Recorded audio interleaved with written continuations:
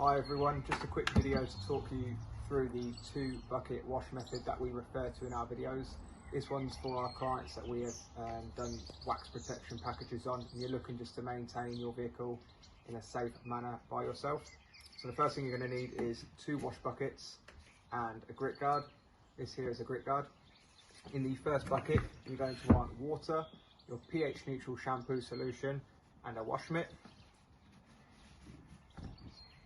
You're going to apply the shampoo solution to your wash mitt and wash your vehicle from top to bottom. Once that solution has run out and you're ready to sort of refill your mitt, you want to place the grit guard into the bottom of the bucket with fresh water and put your mitt into this water.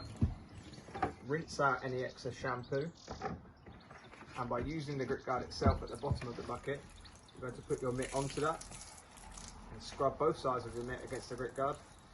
This way it will release any loose grit, any loose debris or dirt, and keep it at the bottom of the bucket.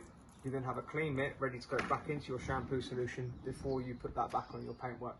This is going to help reduce scratches, swirls, and just encourage the sort of best washing techniques.